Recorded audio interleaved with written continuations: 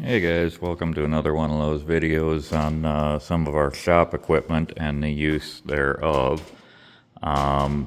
We use Ellis saws in our shop. In fact, I like them so much that I've got 3 of them. This was our first one, which I bought at auction probably, I don't know, maybe 8 years ago now. As you can see, I've got it set up as a vertical right now because I was doing some flat work. But the reason that I really like these Ellis saws is they are a double miter saw. So if you look at most industrial saws, the fence or your back gate moves. So if you were going to be cutting a 45 degree, the saw stays stationary and the fence moves on the bed. Well, the problem with that type of setup for an industrial saw is if I was cutting 45s, which I do a lot of, all of our face plates and that are a double 45 box tube. As much as a lot of industrial places hate box tube, for our particular purpose, I like it. It makes a much stronger faceplate. Here's some of our faceplates assembled. So as you can see, we double 45 all of our box tubes and then weld the corners. It takes a little more labor. Modern industry now, everything's done on CNC plasma. And so they're doing a lot of flat work instead. And now the plasma rigs can even do box tube and miter joints. Here's some more cut runs here. But these Ellis saws, as I stated, are a double miter, which means, let me open this one up. The saw stays stationary, or the pedestal stays stationary, and the saw rotates over it. You can see the marks in my bed here. So this fence or vise has a twist nut, and you can move your bed lock to the opposite side, and so you can swing this saw either way. So my work always stays lineal to my racks. So as you see, I've got 2 corridor racks here and a central crane for loading stuff into the saws. And so like right now, I'm welding in the middle of my cut bay. And so I can take material off this rack, drop it on there, and rotate the saw to whatever angle I need. And you can see the multi-cuts in the bed. So when the saw drops through, the teeth of the blade drop just slightly past the material, which is why I end up with the marks in the bed here from it cutting through. Now, this is my newer saw. And as you see, I almost never turn this one to the left. All my cutting is on the right. And I've got very deliberate tracks there for each of the different angles that I run. Now my old saw over here, which, like I say, I've had it for 8 years and it was probably 10 years old when I got it. I don't know how old this aluminum plate is replaceable, so I don't know how old that was when I got it. It only had a couple of trenches cut in it like the other saw over here when I got it. But I use my older saw because it's not quite as accurate. All the bearings are a little bit loose on this one, and it's got thousands of hours on it, so it's just a little bit loose. It doesn't cut as accurate as my others. So anytime that I'm cutting rebar or sketchy stuff where it may go sideways, or if I'm cutting those oddball angles for one-off stuff and I don't want to cut a bunch of grooves in my beds on my nice saws, I use this one. So that's kind of my portable job saw, and these are my production run saws, which run a bit more accurate. They're newer, they're tighter, and they just stay stationary here. But these Ellis saws they kind of have a bad reputation for not being as accurate as other industrial saws. Part of the reason for that is the roller bearing guides. If you look at a lot of the bigger industrial saws, they will have UHMW or Teflon sliders in here rather than roller bearings. And that tends to run a little more accurate, but ultimately those sliders should have a water coolant on them. And that's the other thing. This saw doesn't have a water cooler on it or a mister. You can add them. In fact, I've got one on this saw here. So I've got a water bath system down here, which I don't use very often. And I've got the air mister just running a bit of air on the blade to help keep it cool when you're doing a lot of work does extend the life of it. If you add the mister to that, so that it is doing a spray mist like what I've got on the mills over here, it will extend your blade life quite a bit. I don't run it because I don't like the mess, and I don't like the airborne oil. I do have a vent fan in the wall up here, so when the weather's nice, I'll run the vent fan and I'll run the misters on a lot of stuff, but typically I run them dry right now because we're coming into fall. I've got all the doors closed, and I don't want all that airborne water and oil choking the other people in the room. So I just eat the life of the blade a little bit and run my feet a little bit slower and don't run the coolant. But if you're doing solid stock especially, the coolant comes in to be a big benefit, which is why I've got the cooling mister on this one, because I'll run a 1/2 inch thick by 12 inch plate occasionally on this one, or like this project over here with this big box tube.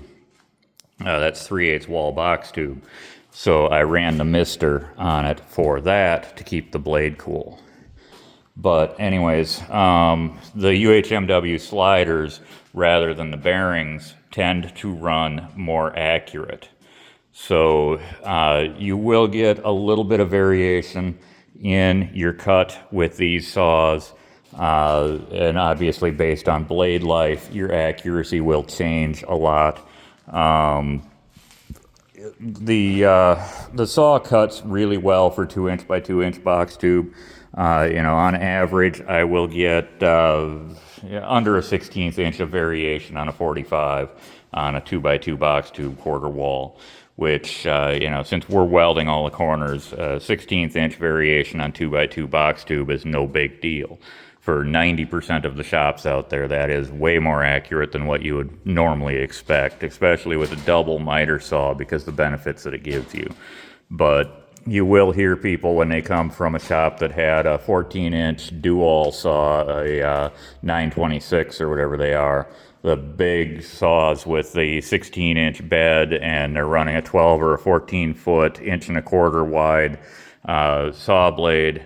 They will complain that the Ellises are not very accurate. Well, yeah, you're comparing a $5,000 saw to a $25,000 saw. Of course, there's going to be some accuracy differences, because on average, this model here is the 1800 saw, and that's about a $5,400 saw. This one's a 1600 model saw, and that's a $3,700 saw. These are very high-end hobbyist garage mechanic saws, or they're considered a medium to low-end industry saw. So this is a type of saw that you would see in a job shop, not really in a production run shop. A steel yard where they're cutting thousands and thousands of pieces a week or a day is not going to run this type of saw. A small shop like me, I've got 3 of them because, hey, I can have all 3 saws running some of my production run stuff while I sit over here and run the mill. Means I can run the drop speed a little bit slower so that I get better accuracy, and I can be doing something else while the saw does the work. So, but anyways, the primary clamp on these is a slide bar. So you just push that into your work and then push it down and it locks. These clamps on these 2 work really well. So this is the, like I say, maybe a 12-year-old saw there and a 10-year-old or 5-year-old saw or less here. The earlier model, this saw is probably 12, 15 years old, and it's got the earlier clamp. That thing's kind of a joke. You're just about as good holding the material with your hand. At some point I want to update that one, because with this tiny tot bar, it will hold it. It does its job. It's probably got 300 pounds of crush force. It's better than nothing, but I still have to use a secondary clamp on it. That one there with the 5/8 rod and better cam lock, that probably puts 1,000 pounds of grab force. I still always, when I'm cutting 45s, put a second clamp on it, because if the material slips, you can see on this one, the material slipped at one point and pulled my blade sideways. Not only does it damage the saw, but it'll destroy the blade. But as you see on this older one here, my fence is all chewed up from it pulling sideways quite a bit by other people. But as I said, mitering saw, it does have a scale back here. Yes, it's kind of a mess, so it's kind of hard to see. But that scale is pretty accurate. You adjust it by bending this tab.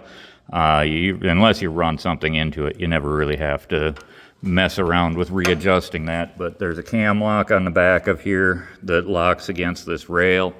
So you just loosen that handle, and then the whole body of the saw rotates over it till you're at your marks. So if you're doing hyper accurate cuts, you would want to double check this with a square. I don't really need to. I've got it dialed in and I'm used to where the pointer goes. So I've got pretty good accuracy with the scale that was on it. You got a hydraulic cylinder on the back of here with your drop speed control. And the newer saw, of course, has the OSHA compliant kill button and the regular on and off buttons. But it's got a 3-step pulley on the back for varying your speed. Obviously, I'm doing steel, so I just leave it at the mid-range speed. Changing the blades on these is pretty easy. You've got the side trays here. And blade tension, I just tend to tighten it until it's, you can just about push it up against the top. There's a 1/4 inch gap in there, so I tighten it until it's got a little under a 1/4 inch of movement in there. Nothing too goofy. But in general, these Ellis saws, the main advantage of them is the double miter. You're giving up a little bit of accuracy for that double miter. But the saw is probably one of the most user-friendly saws that I have ever run, and they just do an amazing job compared to anything else that's out on the market. Sorry for getting kind of long-winded here, and I'm not just trying to tout that Ellis is the best bean out there. They're a dang good product for the money. Parts are readily available, but the double miter cut is the major advantage of these saws. And like I say, the fact that you can put the work in here and rotate the saw over the work means that your cut station, literally, this cut station is 36 inch wide, essentially. I don't need to swing the material. I don't need a lot of room because you put the bar stock into it and rotate the saw over the top of it. To get your mitered cuts. So that is an Ellis saw, or a couple of them, and a bit of rambling information about said saw. We're Minnesota Implement. I've got over 100 and some odd product videos out there, and I've got probably a dozen or more of these videos about the equipment and or processes of working the steel and or equipment. Make sure to like and share with anybody who may be interested. And if you're interested in skid steer attachments, take a look at our website, minnesotaimplement.com. Thank you for watching.